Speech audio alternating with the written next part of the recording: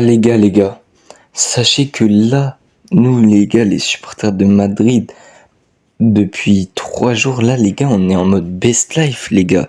Ils se sont mangés 4-1. Ils venaient nous faire les fiers avec des vidéos, 1 minute de silence pour les supporters de Madrid qui pensent pouvoir gagner le Barça ce soir. 4-1 dans vos bouches, les gars. 4-1. Cette image, les gars, dessus, il y a tout. Vini, Bellingham, Rodrigo, le futur du club, les gars. Ces trois-là, c'est le futur, les gars. C'est le futur de la maison. Puis, les gars, Vini, pour en parler, Vini, oh Vini, je suis désolé pour ce que j'ai pu penser de toi. Vini, je trouvais que c'était un joueur ultra chaud en dribble, ultra chaud en vitesse, tout ça. Mais quand je regardais le Classico, j'ai toujours la même impression qu'il se faisait bouffer à chaque fois. Du coup, je disais, ouais, Vini, pas assez efficace dans les grands moments, pas assez présent dans les grands moments. Oh, mais aujourd'hui, ceux qui pensaient comme moi, il leur a dit, tais-toi, triplé, les gars, triplé. Qu'est-ce que vous voulez de plus, sérieusement? Maintenant, les gars, parlons de Rodrigo, le deuxième brésilien de l'équipe. Pour moi, Rodrigo, cette saison, c'est sa saison d'explosion. Vraiment, c'est la saison où il va montrer au monde entier, les gars, que c'est un joueur de classe mondiale. Là, quand Vini il était blessé et tout, et que Bellingham, et qu'il y avait Bellingham aussi, mais quand Vini il était blessé, Rodrigo, les gars, il était là. La vie de ma mère, il était là, les gars. Il a montré qu'il pouvait remplacer Vinicius. Et là, encore ce soir, petit but de Rodrigo. Et quand les deux, ils combinent Vini et Rodrigo, quand ils sont vraiment chauds, les gars, mais ce duo, les gars, il est magnifique. Le trio qu'il y avait avec Benzema, en plus, les saisons d'avant, c'est ça ce qui m'a fait remarquer Rodrigo. Quand il combinait, les gars, les trois, c'était une singerie. Et là, Rodrigo, il le refait des fois avec Vinicius, les deux, en mode combinaison brésilienne, Joga Bonito, les gars. C'est trop efficace. Tu peux pas arrêter ça, les gars. Tu peux pas arrêter ça. Tu sais, c'est comme dans les jeux Captain Tsubasa, là. Zarma, tu maintiens X, 1-2, frère. 1-2, inarrêtable. Non, Rodrigo, depuis quelques matchs, ça commence vraiment à être genre chaud, les gars. Et je pense, les gars, que Rodrigo, cette saison, il va exploser. En tout cas, bon classico de sa part. Et pour finir, les gars, parlons du cas de Bellingham, les gars. Bon, Bellingham, les gars, est-ce qu'il y a vraiment quelque chose à dire sur sa prestation? Le mec, encore une fois, très bon. Un peu en dessous de ce que je m'attendais par rapport au dernier classico qu'il avait montré, où il avait mis une frappe et une clim au Camp Nou. Incroyable. Là, un peu en dessous de ce qu'il avait montré au dernier classico, selon mon point de vue. Mais sinon, les gars, Bellingham, encore une fois, très très bon. Comme on a l'habitude, de toute façon, les gars, maintenant, on est habitué avec ce joueur. On est habitué avec ce joueur, les gars. Il est vraiment beaucoup trop fort. Voilà, sur ce, les gars, je vous ai parlé du petit trio offensif.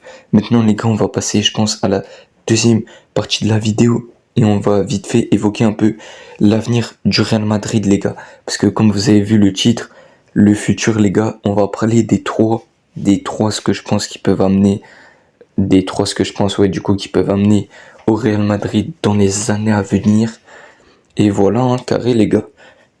Bon, les gars, qu'on se le dise, franchement, je pense que ce soir, nous avons assisté à ce que pourrait potentiellement être un Vini Prime, les gars. Un Vini Prime. Il aura mis un triplé. Dans ce match, il était beaucoup trop chaud. Dans ce match, c'était pas Vinicius Junior, c'était Patron Vinicius. Patron Vini, frérot, vraiment. C'est une dinguerie. Et du coup, les gars, imaginez juste Vinicius comme ce soir-là, tout le reste de la saison, en mode un Vinicius finisseur, mais en gardant son côté samba un peu. Les gars, qui pourrait lui reprocher quelque chose? Qui le détesterait même? Mais tout le monde adorerait ce joueur. Donc s'il te plaît Vini, frérot, continue sur ta lancée, continue comme ça toute la saison. Et il y a moyen, les gars, s'il continue comme ça, la vérité, il y a moyen d'aller chercher des trophées. Et beaucoup de trophées, les gars, beaucoup de trophées. Et peut-être, qui sait, un Vini comme ça, les gars, on sait pas de quoi il est capable. Dribble, frappe, Tu vois, les défenseurs adverses, ils vont être en mode, est-ce qu'il va dribbler, centrer, frapper? Tu vois, ça serait ça, les gars, Vini Prime. En mode, il serait pas, il pourrait faire trop de choses. Il pourrait faire trop de choses. Bon, en tout cas, les gars, on espère fort que Vini va continuer sur cette lancée. Maintenant, les gars, on va passer au prochain cas. Donc, le cas Rodrigo, les gars. Rodrigo, comme on a parlé avant, les gars, c'est sûrement l'un des joueurs les plus en forme de ces derniers matchs. L'un des joueurs que tout le monde disait, il mérite pas d'être titulaire et qui a fermé des bouches en mettant son but incroyable là où il dribble et après il rentre dans la surface et il met l'enroulé lucarne. Là, il a fermé toutes les bouches qui disaient qu'il devait pas être titulaire. Quand on n'avait plus Vinicius, Rodrigo c'était le patron en attaque, les gars. Donc vous avez vu ce qu'il peut faire un Rodrigo en forme. Pour moi, les gars, Rodrigo, c'est cette saison, les gars, il va exploser. Et pour moi, les gars, Rodrigo, les gars, c'est l'avenir du club, les gars. C'est l'avenir du club. Il me semble que c'est le plus jeune et pour moi, c'est celui qui a genre le meilleur potentiel. S'il gâche pas son potentiel, s'il est pas trop blessé et tout, pour moi, c'est celui qui a le meilleur potentiel des deux. Pour moi, Rodrigo, il a le meilleur potentiel. Je pense qu'il peut aller très très loin. Voilà les gars, maintenant on va passer au cas de notre ami Bellingham, notre ami Jude Bellingham. Donc les gars, Bellingham, tout simplement, je vais pas y aller par quatre chemins. Nous les supporters de Madrid, on se sait.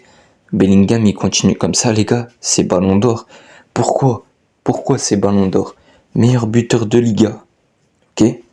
Si Bellingham il gagne la Champions League avec le Real et qui finit meilleur buteur ou meilleur passeur, ou peut-être pas meilleur buteur ni meilleur passeur, c'est pas grave. Tant qu'il gagne la Champions League, c'est déjà un très bon plus. Si le Real gagne la Liga, parce que si je me trompe pas, je crois qu'on est actuellement deuxième, et si Bellingham, les gars, faut pas oublier, et ça les gars, faut pas l'oublier, et pour moi, c'est l'un des plus gros arguments pour dire qu'il sera futur Ballon d'Or. Parce que tout simplement, si Bellingham, il joue avec l'Angleterre, qui est une très grosse équipe. En attaque, ça peut aligner du Harry Kane, Rashford, Saka, les gars. Avec un Bellingham derrière en 10, les gars, ça peut être vraiment très très violent. À l'Euro, les gars, ça va faire des dégâts. Donc si Bellingham gagne l'Euro, les gars, et qui finit meilleur passeur ou meilleur buteur, Bellingham et Ballon d'Or. Aucun débat possible. Bellingham et Ballon d'Or. Et les supporters du Bayern Munich qui vont arriver, ils vont dire non, si l'Angleterre elle gagne l'Euro, ça sera Harry Kane le Ballon d'Or et tout. Les gars, Harry Kane, s'il gagne pas la Champions League et que Bellingham a la Champions League plus l'Euro, c'est forcément Bellingham le Ballon d'Or. À l'inverse, si se produit l'inverse, ça sera forcément Harry Kane le Ballon d'Or. Et pour vous dire les gars, je tiens quand même à m'excuser auprès des supporters du Bayern Munich parce que Miskin Musiala les gars, il va jamais avoir le Golden Boy. Miskin Musiala les gars.